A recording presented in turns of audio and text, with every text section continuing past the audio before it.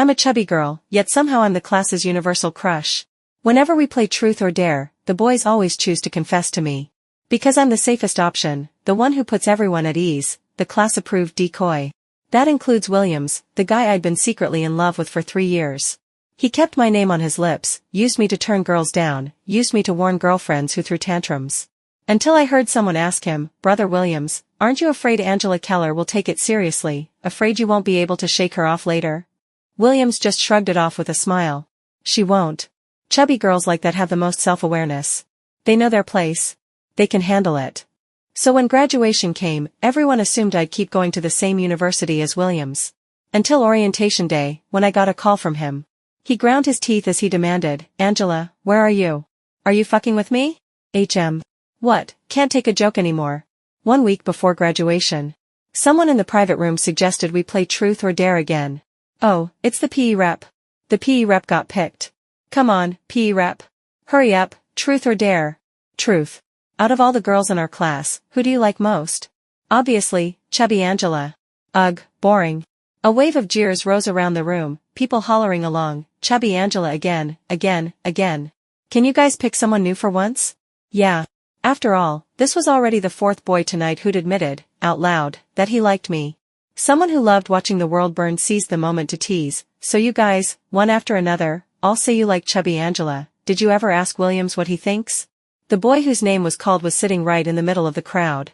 At the sound of it, he lazily curled his lips, putting on a mildly annoyed, cooperative expression. "Yeah. Did you ask me before you went and liked our chubby Angela?" As if that weren't enough. He tilted his head and looked at the PE rep, warning him with solemn seriousness, "What do you think you're doing, PE rep? You trying to be my love rival?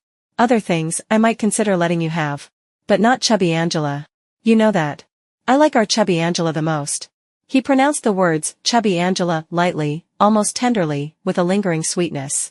Paired with those eyes of his, eyes that looked affectionate no matter what they were looking at, it really did seem like jealous confession.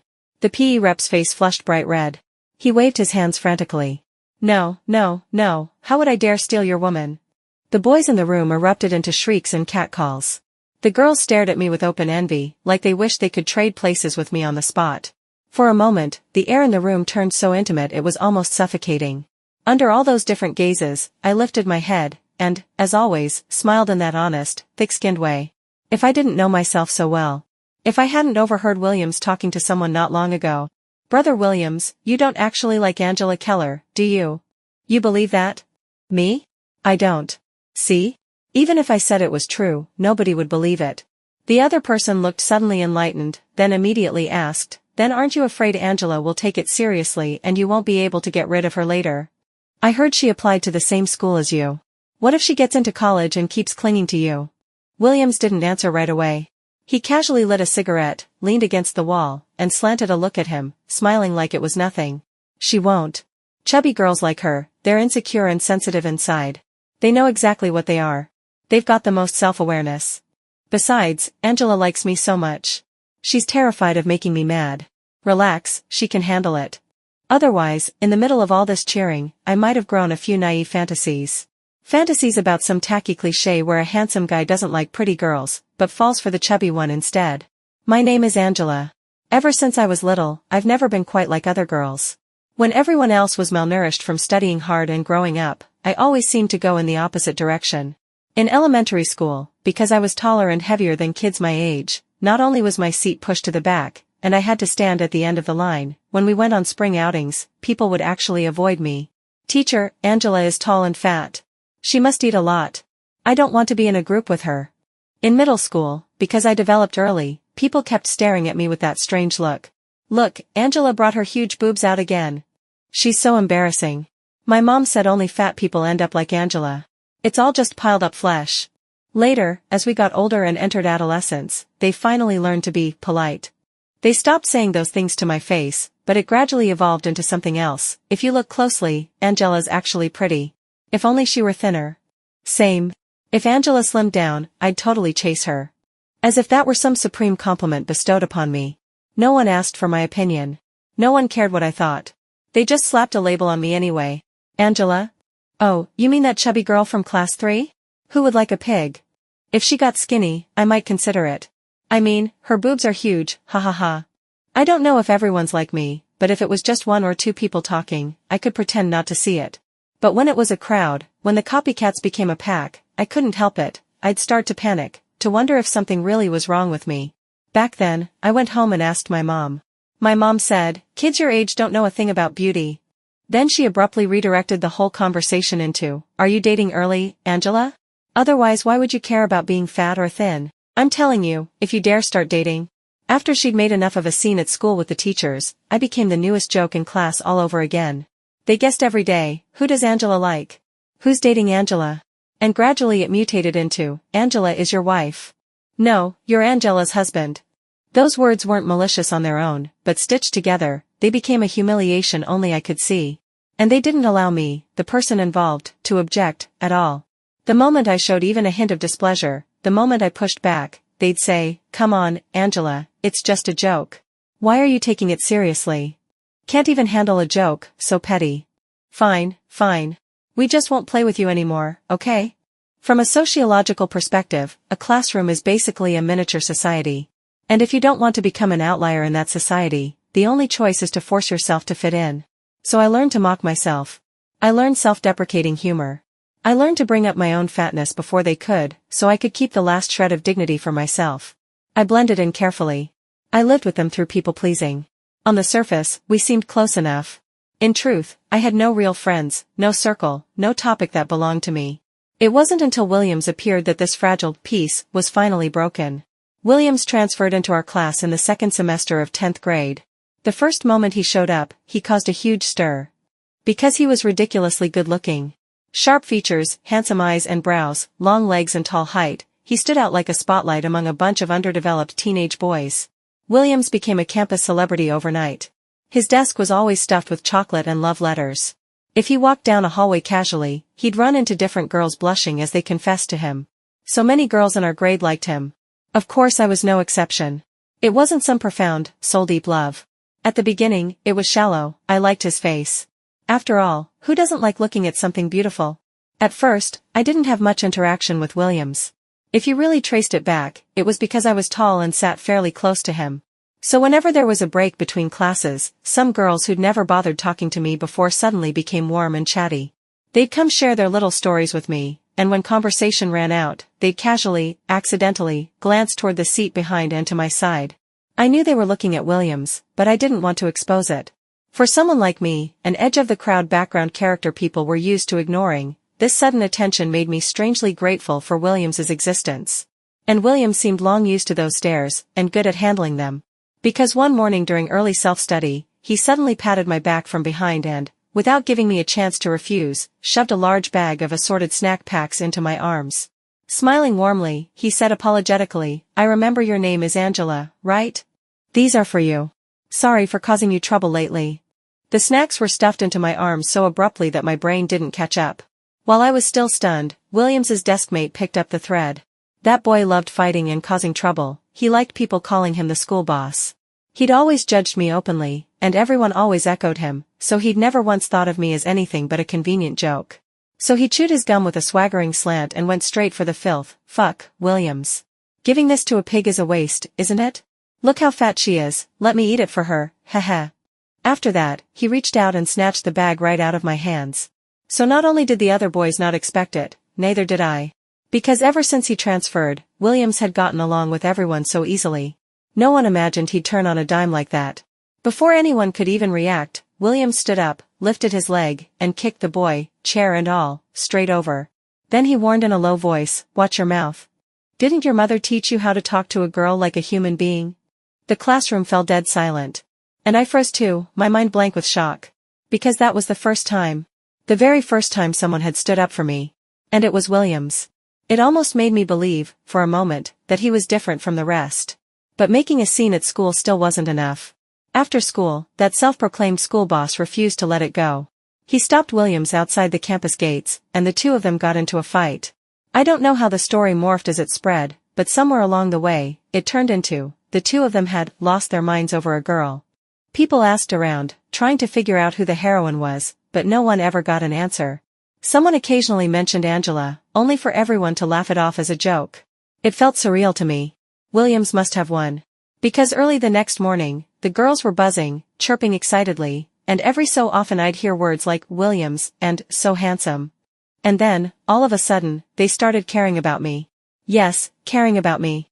A crowd gathered in a circle around my desk, falling over themselves to sympathize on my behalf. I've always thought those boys were way out of line, always joking about you. Serves them right. Exactly. So what if you're chubby? You're not eating their family's rice, what's it to them? Right. I've always thought Angela is pretty cute, soft and squishy, the kind you'd want to pinch. If Williams hadn't beaten up Billy, they'd probably still be bullying Angela. Ever since the first time someone called me fat, I'd never been liked by so many people. It was as if, overnight, all the distance and avoidance from the past had never existed at all, like it had been nothing but a delusion I'd nursed for years. I became so popular, so fast that even Williams, passing by, looked surprised. Angela, you're busy, huh? You girls are kind of hilarious. Even going to the bathroom, you have to hold hands? At that, they'd roll their eyes at him, pretending to be annoyed, and snap back, what do you boys know? It would earn a soft, amused laugh from Williams. And make the girls' faces flush red. After that came the first time Williams joined one of our class hangouts. Someone suggested we play Truth or Dare. I never understood why they were always so obsessed with that game. They loved watching people, faces burning red, refuse to say the name in their hearts, choosing a ridiculous dare instead, as if laughter could dissolve the unspoken understanding between boys and girls. And when it finally landed on Williams, he didn't disappoint, he chose truth. The girl asking the question clenched the hem of her shirt, then forced herself to look calm as she asked, I want to know, out of everyone here, is there a girl you like? That question was exactly what everyone had been waiting for. The moment it left her mouth, the whole room seemed to hold its breath, eyes fixed on Williams. For a second, the private room was full of different thoughts, yet quiet to the point of suffocation. Williams raised an eyebrow at first. Then, as if he truly considered it, he pointed in a direction and smiled as he spoke. If I have to pick one, then, he reached out a hand. Then Angela, I guess. Out of everyone here, I like Angela. As soon as he said it, every gaze followed his pointing hand and landed on me. I was sitting in the darkest corner, yet it felt like countless spotlights snapped on at once, leaving me nowhere to hide. My back slowly went stiff. The room fell silent. By all logic, a campus legend like Williams saying he liked me should have made my heart race, should have filled me with shock, with thrilled disbelief. After all, I was just as shallow as anyone else, I liked his face, and I carried the unrealistic daydreams of a teenage girl. But in that moment, my first instinct was fear. Yes, fear. I was afraid Williams was doing exactly what I'd always assumed, just joking. Afraid that his joke would turn me into the target everyone threw stones at. Afraid my old nightmares would replay themselves, all over again. But the outcome wasn't what I'd imagined. None of it happened. Because everyone, just like me, tacitly decided this was nothing more than Williams making an excuse, dodging the question. And not only that. After this, they treated me even better. All of a sudden, I went from the class's universally disliked joke to the class's universal crush. The girls liked keeping things lively with me, because I was closest to Williams. And the boys, somewhere along the way, I don't even know when it started, whenever we played Truth or Dare, no matter what the real answer might have been, they'd all end up choosing the same thing Williams had. Me? I like chubby Angela. Heh, bro, of course I like chubby Angela too. Overnight, I became the perfect excuse for everyone's first stirrings of love. No boy believed it. No girl got jealous. Because nobody truly liked a fat girl, that would get you laughed to death by your buddies. They took all the emotions they didn't know where to put, and dumped them neatly onto me. I was a shield. Pick me, and men got to joke, women got to feel safe. Perfect for all ages, apparently. Even later, in the same kinds of settings, Williams said it countless times, me? Out of everyone here, I obviously like our chubby Angela the most. And still, no one ever took it seriously. Except me. Yeah. I took it seriously. I'd been chubby since I was little, always out of place. Insecure and introverted, but I still had the same longing every normal girl had for a schoolyard romance. A good-looking boy who always said he liked you most. A boy who teased you for fun, who remembered to mention you when everyone else forgot you. Hey, why aren't you asking Angela? Angela, they're going to Fragrant Hills tomorrow, come with us. Angela, want milk tea from the shop by the gate? I'll bring you one when I go out. To the me back then, it was impossible to resist. But I only dared to want it in secret. Because I knew I was fat. I knew I was ordinary. Extraordinary only in the worst way, 5'8", with a weight that belonged on someone 6 feet tall. I knew my shoulders were broad, my back thick, my waist wide. So I was terrified of anyone discovering I liked Williams. The moment I imagined someone saying, with that half-smiling, half-mocking tone, "What? You're this fat and you still dare to like Williams?" I felt so humiliated I wanted to shrink into the ground, hide somewhere no one could ever find me. I didn't want to become their joke, worse than before. But when I set all that aside, I couldn't help comparing. Was Williams different from them? Look. He'd never laughed at me. He'd even helped me. He didn't joke around with other girls. Every time, he only chose me. People say a girl's first crush is poetry, fragile, too delicate to examine, a brief loss of reason. So I held this precious feeling carefully in my hands, and started trying to lose weight. It wasn't like I'd never thought about it before. After my mom made a scene at school in middle school, I tried not eating, tried running laps around the track after school every day. At night I was so hungry I couldn't sleep, in the daytime my head swam and stars burst in my vision. And yet it barely worked, I only lost a few pounds. All that mental energy poured into it made my grades slip, and my mom found it. At school, the only thing I could truly hold up with any pride was my grades.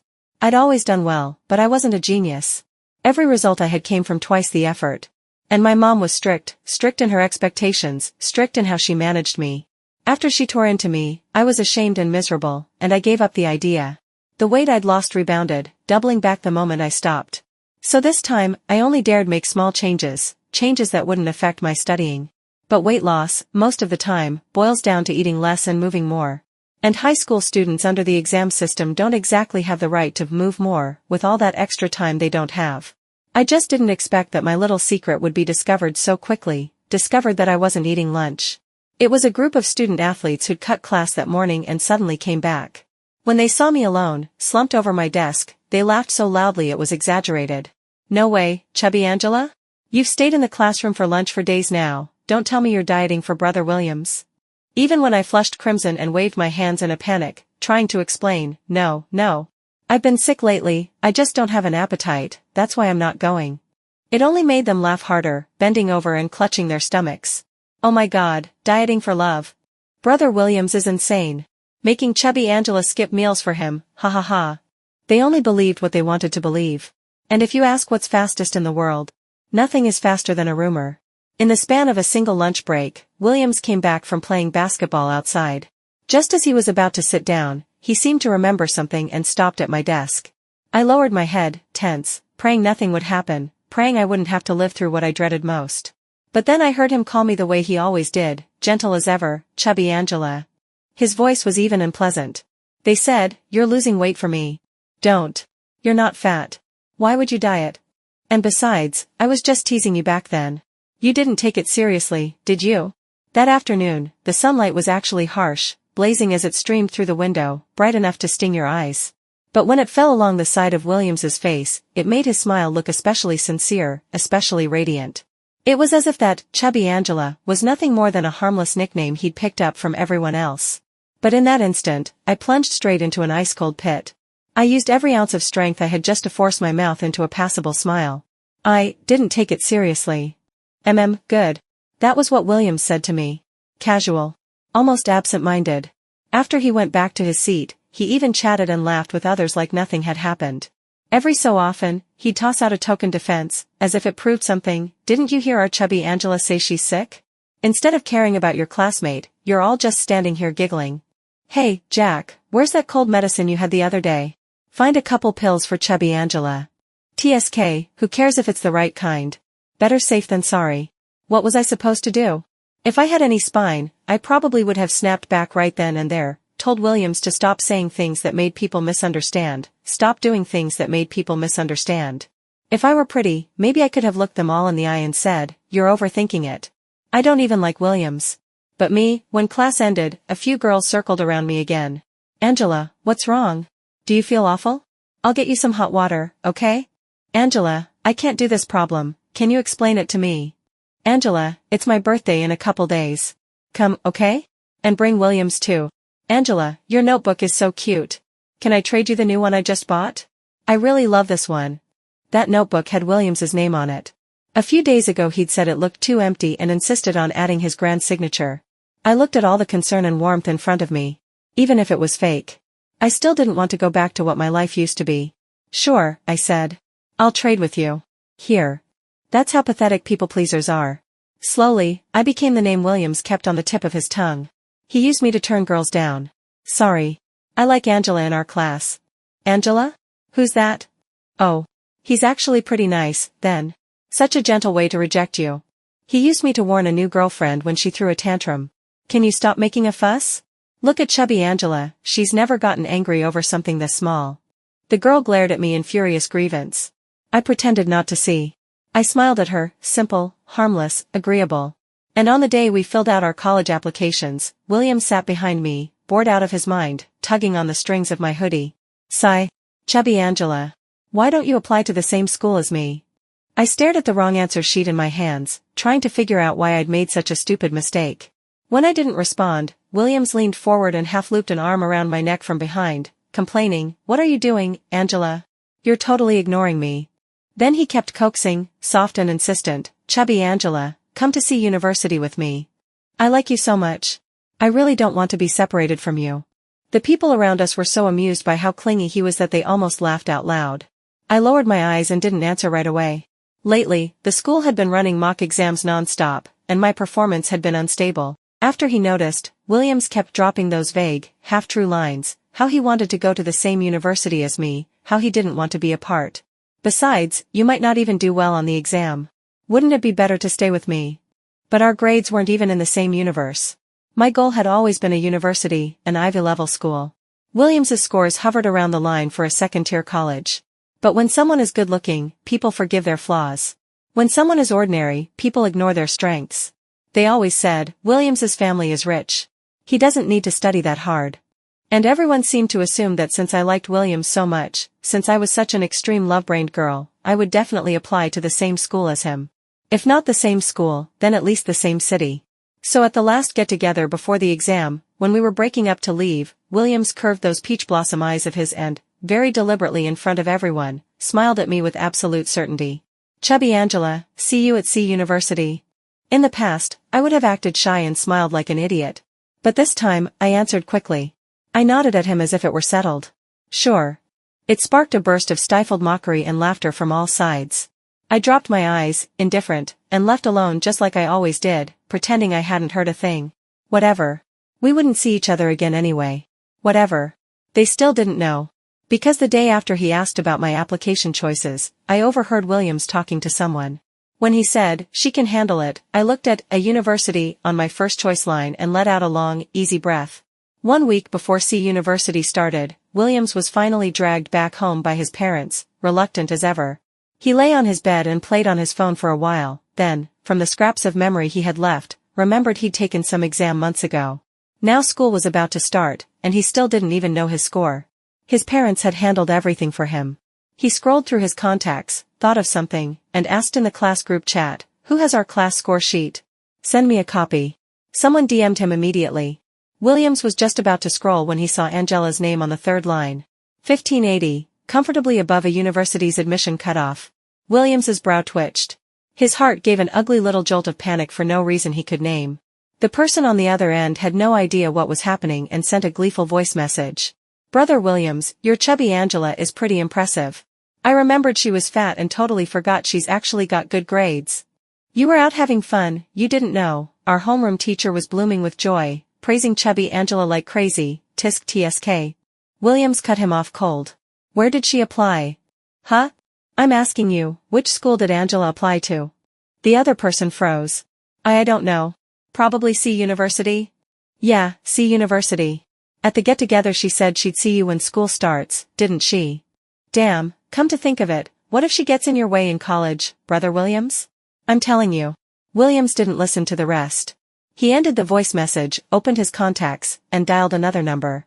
Beep, beep, it rang for a long time.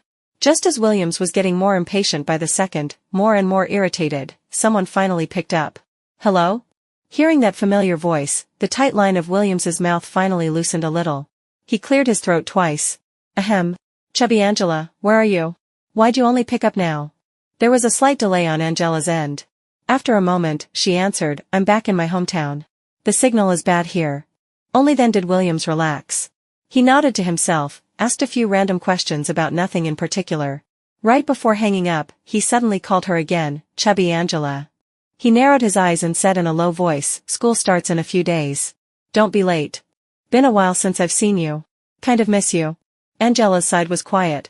She only replied softly, "Okay." It sounded normal enough. So Williams didn't say more. Satisfied, he hung up and went back to his phone game. He just didn't expect that when he called again the next day, no one would answer. And then the next day. And the day after that. Williams's face slowly turned cold. He asked a few girls who usually seemed close to Angela. All he got back were vague replies, "Don't know, maybe the signal's bad," and so on. Williams began to sense that something important, had slipped out of his control. Until the day C University started. Williams arrived early at the freshman check-in station. Meanwhile, the high school class group chat was on fire. He waited and waited, but whether at C University or in the group chat, Angela never showed up. On the second day, some late arrivals trickled in. No Angela. On the third day, the final deadline. Even the welcome banners at the gate were about to be taken down. Williams's face dark as thunder, he pressed the call button on that number again. Still couldn't get through. Then someone in the group chat suddenly spammed a few messages and at him. "Hey, I saw chubby Angela in a group photo from my friend's A University welcome party." "Party? What party? Where?" "A university. A university welcome gala. My friend said Angela even gave a speech as the freshman representative." "What? Isn't Angela at C University with Brother Williams? How did she end up at a university?" "At Williams, Brother Williams, what's going on?" The messages flew by too fast to read. Williams's grip on his phone tightened until his knuckles went white. Jaw clenched, he DM'd the person who posted the news. Half an hour later, he got Angela's new number and called it. When Williams's call came in, I was drafting my speech for the pre-military training mobilization meeting. Seeing that familiar number, I was surprised, but I still pressed answer. Because some things have to be dealt with cleanly. On the other end, Williams sounded like he'd been waiting a long time. The moment the call connected, he demanded, teeth clenched, urgent and furious, "Angela? Where are you? A university? You didn't apply to C University at all. Are you fucking with me? Do you know I waited for you for 3 days? 3 days, standing at the gate like an idiot." He sounded genuinely enraged, almost beside himself. As if me not showing up at C University, as if my life not following the path he'd laid out for me, was some unforgivable crime. I won't deny it, because I was a people pleaser, I'd always had a mild temper. But in that moment, my timid soul flared up with a furious heat under his righteous interrogation. I was angry at the old me, and angry at Williams, the Williams I'd envied for so long. I thought I should argue with him. Not do that pathetic thing where you fight dry and clumsy, then think later of all the things you should have said. I wanted to say, "You're only accepted by everyone because you're good looking, what makes you so great?" I wanted to scream and ask them all, why? Why did my appearance make me an outcast? I wanted to rip the mask off and drag the past into the open. But when I looked up at the summer scenery outside a university's window, when I looked down at the notes I was writing, suddenly, the days from only 3 months ago blurred into something distant. All at once, I felt like none of it mattered anymore. I was always going to have to make peace with myself. So I just smiled, and replied calmly, "Yeah, I'm messing with you." "So what, Williams? You can't take it?" The line went silent. The next second, Williams said coldly, "Don't regret this, Angela." Something shattered, then came the sound of the call cutting off. Yes. I was always going to have to make peace with myself. I wanted to tell everyone I was cool and unbothered, that I could leave a trashy guy and rebuild myself like a heroine in a feel-good novel. The reality was, in those months after the college entrance exam, I was anxious and depressed. Not because of Williams. Because I was trapped by my own image, unable to pry my mind away from beauty and what it meant. I started dieting again. I wanted to enter a new school with a new appearance, make new friends, begin a new life. But losing weight is so hard. Everyone knows it's not something you can rush. And yet everyone desperately hopes they can drop dozens of pounds in a short time. Skip meals. Exercise more. Cut carbs. Insomnia. Hair loss. A period that wouldn't come. A constant irritability, obsessing over every pound on the scale, measuring and remeasuring like it was life or death. Little by little, in all that rage and repeated self-torment, I finally realized, my mindset had been wrong. At first, the push came from one person. The day I arrived at a university to check in, it was actually no different from anywhere else. Everyone had tons of luggage. Volunteers were more willing to help pretty girls, understandable, I guess. There was only one exception. During our first class meeting self-introductions, when I joked, as I always did, that everyone could call me Chubby Angela, our advisor suddenly interrupted me. Our advisor was a woman in her early 30s. She wore rimless glasses and looked dignified, strict. Her sharp eyes fixed on me, but she spoke to everyone. Is that your old nickname?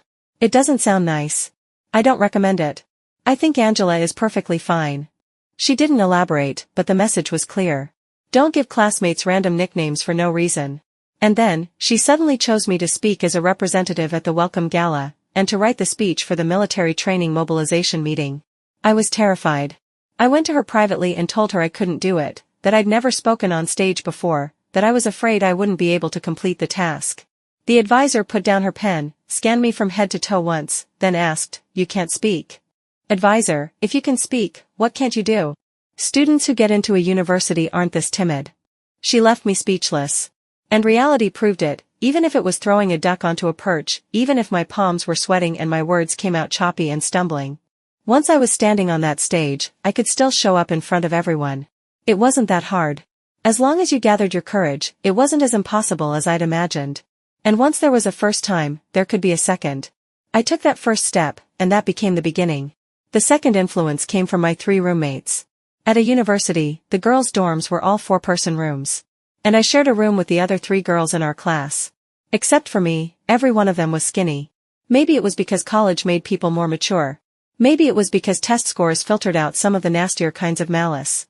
After I got to college, I could feel it clearly. The hostility toward my body was fading, and everyone was more focused on their own growth. When my roommates saw me deliberately trying to lose weight, they didn't make jokes or add any filters to it. They even suggested we do it together, plain and simple. Little by little, I began to understand. Girls who were already thin still thought their thighs were too big. Girls with flawless features still worried about whether their skin was good enough. Girls who were beautiful to an almost unfair degree could still be judged by their boyfriends with a single sentence. "You're over 100 pounds now. Can you lose some? I can't even hold you anymore." So, whose fault was it, really? Of course it was those string bean guys' fault. Can't even lift 100 pounds, are you even a man? The boy in front of me, complaining with a mock toothache, was exactly the key factor that made me realize my mindset had been wrong. His name was Charles. He was in electrical automation next door. A few days earlier, when I was at the track finishing the daily fat loss quota I'd set for myself, he couldn't stand watching my sloppy running form. He corrected me a few times, and that was how we met. He was the type who acted familiar fast. We'd only run together for a few days when he asked me bluntly, "Are you trying to lose weight?" In the past, I would have denied it instinctively. Admitting you were dieting always felt humiliating to me, afraid people would point and judge, afraid someone would connect it to my crush on Williams. But now, I thought for a moment, then nodded. "Yes. I'm losing weight." Charles went, "Oh." I assumed he'd do what everyone else did, say something polite and fake like, "You look fine, you don't need to lose weight, blah blah." After all, compared to me at high school graduation, I had already slimmed down a lot. But Charles, to my surprise, nodded with serious approval. "You should. Otherwise it's unhealthy." Then he added, "Have you ever checked your hormones? Insulin resistance? PCOS? Anything like that?" He left me blinking, stunned. What? "I've been watching you. Your intake isn't actually excessive, but you can't seem to lose weight. Isn't it possible there's another cause?" I genuinely had never thought about that. If you went by my height, when I was little, I didn't even strictly fall into the fat kid category. My mom said it was genetics. Because my dad had a big belly. But like those cliché lines in TV dramas, different tribe, different heart. When you stand out too much, you get pushed out. Especially when, in elementary school, I was already taller than every boy. And they seemed born to dislike women who were better than them in any way. So they led the charge to isolate me, to talk about me. Later, in middle school, the workload increased. My mom said it was stress weight from pressure. By high school, with the college entrance exam like an army charging ahead, I became even more anxious and sensitive. Then my mom changed her tune again, girls gain weight in puberty. I was the fattest during puberty too. I didn't know whether to laugh or cry. And now, after hearing my test results, I truly didn't know whether to laugh or cry. The doctor said the root cause of my weight gain was closely tied to the stress in my life and studies. When I got too anxious and sensitive, it triggered hormonal imbalance. The imbalance then worsened the weight gain, forming a vicious cycle. "Sweetheart, don't push yourself so hard," the doctor told me. "Relax. Regulate your emotions." A lot of people gain weight in high school because the workload is intense. Once they get to college, they slim down. Don't rush. Many illnesses are closely linked to mood. In that moment, a deep sourness rose in my chest. I thought, then what was everything I'd been through? What were all those endless sneers for? Back then, I'd tried to explain, I don't eat that much. Can you guys just play with me? No one believed me. All I got was, how is that possible? You're so fat, you obviously ate your way there. Only pigs get that fat from eating. If I couldn't finish my lunch and left even one bite behind, they'd tease me, what's wrong, chubby Angela, dieting. And then there was Williams. On one hand, he'd pretend to scold others, what are you talking about? Our chubby Angela isn't fat. On the other, he'd openly tease me in front of everyone, chubby Angela, want some cake? I'll bring you one when I come back from lunch. All of it, was I supposed to deserve that? After that, I did a few more tests. Nope goes, but I did have insulin resistance. Charles held my report with a face that said, I knew it. Oh, he explained, my sister had insulin resistance before too. That's why no matter how hard she tried, it didn't show obvious results at first. Your sister? Yeah, your advisor, Joyce. She's my sister. She was overweight when she was in school too, not very healthy. Later she lost it. I burst out laughing through my tears. So my benefactor was family, after all. By the little flower bed on the edge of the track, I told Charles my story, bit by bit. It was less a confession than a farewell to my past. When I first learned about my body, I resented it. I couldn't understand it. But after I calmed down, that heaviness in my heart began to disperse. If I hadn't held on under pressure back then, if I'd shifted my focus entirely onto dieting, I wouldn't be standing at a university now. Compared to the future, the insecurity and self-pity of girlhood, once you've indulged it, it can just drift away with the wind. Besides, for the me now, health mattered more.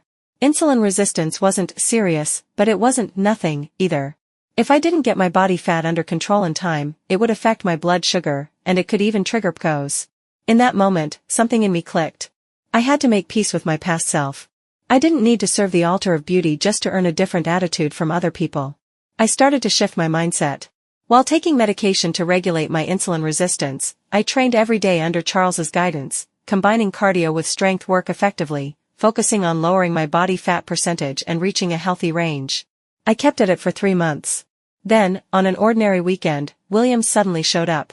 When a classmate called me downstairs, I never imagined it would be Williams. He was standing under the girls' dorm, beside the flower bed, leaning lazily against the wall like he was waiting for someone. When I walked up to him, he didn't even look up properly. He flicked a glance at me and said impatiently, I'm waiting for someone. I'm not adding you on WeChat. Then he reacted. His eyes widened. F.A., chubby Angela. No, Keller. Angela. How did you lose this much weight? His face was full of disbelief, like he wanted to ask how I'd done it. I didn't have that kind of patience. Why are you here? Williams froze at my question, irritation creeping onto his face. Why are you so aggressive now, chubby Angela, Angela? Me, so what do you actually want? If you have nothing, I'm going back. I'm busy. Only then did he soften quickly. I just missed you, Angela. I messaged you and you didn't reply. I called and you wouldn't answer. I had no choice but to come find you. He was talking about what happened a while ago. About 2 months earlier, Williams had suddenly messaged me, are you wrong? If you admit you're wrong, I'll forgive you. It was like he'd caught some kind of illness. I blocked him immediately. After a while, he used another number, Angela, I said that in the heat of the moment. Don't be mad. I was wrong, okay? I blocked him again. He switched numbers again. Eventually I stopped bothering. I didn't pay attention, and I never expected he'd come in person. But I truly didn't want to see him. Some things happen at 16 and feel just right. But once you've passed that age, past that mindset, it becomes like a criminal record. It makes you feel ashamed, makes you want to go back in time and slap your younger self. So I didn't want to hear any more. I lifted a hand and cut him off. Enough, Williams. So you really can't take it, huh? As if you weren't the one who'd said I had self-awareness. Williams left that day with a dark face. I thought it would end there. But 2 days later, a high school classmate suddenly sent me an apology out of nowhere. After reading a few lines, I realized he was the guy I'd overheard talking to Williams back then. Williams used that as an opening to explain himself to me. Angela, did you get Haley's apology? I only said that to save face back then. You know how guys are, we like to act tough, we care about pride. I didn't know you were listening. If you'd been there, I never would have said that. Angela, I wasn't doing it on purpose. And I really do like you. I'm sorry. Can you forgive me? Can you give me one more chance? His remorse sounded heartfelt. Every day he brought flowers, gifts. If anyone asked me for my contact, he'd interrupt. He even confessed publicly under our dorm building. Angela, I liked you even when you were fat. I'm not like those people who only like you now that you've lost weight. I'm not looking at your outside, I like you as a person. Give me one more chance, okay? Onlookers who didn't know the story egged him on. Wow, Angela, a handsome guy chasing you. Top tier. Just say yes. Wah, I want a handsome guy to confess to me too. Like Williams was devoted, like he'd only made a tiny mistake. I looked at him coldly, turned around, and stepped on the candles to snuff them out. I thanked the campus security guards who arrived after my call, and went back into the dorm. Once, I'd liked Williams's face, shallowly at first, then I'd liked him as a person. Because he'd stood up for me back then, helped me. Later I realized it had all been one-sided. It was only a casual game to him, and I'd even used his favor to become the class's universal crush, to live a life with friends, with a circle. I hadn't wanted it to become this ugly. But did Williams really like me, like he claimed? Did he expect me to believe in the fantasy of a reformed playboy? No. He just felt humiliated. Because the chubby girl he used to be able to control had turned the tables on him. He wanted to win back the stage, win back his face. Then dump me viciously and tell everyone, see? Angela is that easy. If I could, I'd also love a satisfying revenge arc, the kind where the ex chases you until he burns to ash. Make Williams suffer a little. Let me vent. But unfortunately, after that day, he seemed to lose all the strength and tactics he had. He never appeared in front of me again. Because someone photographed everything he did and posted it online. Life doesn't have that many audiences, right? Wrong. Life is full of audiences. News about me and Williams circulated back into our old high school group chat, and people laughed for days. One boy saw that I'd slimmed down a lot. He joked in the group chat, "Holy shit, chubby Angela is so pretty now. If you lose a bit more, I'll go to a university and chase you too." At Angela. I glanced at it and replied, "Too many pimples, too scrawny. Ugly. Rejected." It was the first time I'd ever spoken in that group chat. The channel went blank for a second. Then it exploded into laughter. The boy got laughed into breaking down and started ranting at me in the chat. But the more he cursed, the harder everyone laughed. And me? Me, I waved at my little coach, jogged over, and got ready to start today's workout. I was 130 pounds now, and I had no plans to lose any more. Because I had a healthy body, a normal body fat percentage, and a growing sense of confidence. I didn't need to be as thin as possible. I only wanted to be healthy. I didn't want to prove to the malice of the past that I'd become beautiful. I only wanted to fight for my future, properly, right now. So it wasn't until many years after college graduation, when I returned to my old neighborhood, that I attended a high school reunion for the first time. It had been far too long, not everyone came. When we talked about the past, many people apologized to me sincerely. We were ignorant back then, Sister Angela. Don't hold it against us. I'll drink one as an apology. But Angela, you're seriously impressive now. I see you on the finance channel all the time, you're the one from our class who's doing the best. Seriously. Angela just keeps getting prettier. If I'd known, I wouldn't have married so early. A female classmate said it wearily, holding her little boy. As people chatted about social connections, the topic inevitably drifted to Williams, the former campus star. There was nothing to avoid anymore. I smiled politely. It's been so many years. It's all in the past. I didn't even listen too closely after that. Because once you enter society, your starting point depends on your parents, but your position depends on yourself. If you want other people's respect, you have to respect yourself first. Once, I placed my hopes in others. I hoped someone would stand up for me, help me out, save me. Later I learned, no one can save anyone. The only one who can truly save you is you. I once told my pain like it was a joke, until someone cried and told me it wasn't funny. My name is Angela. And I hope every girl trapped by being fat can make peace with herself, and live as herself.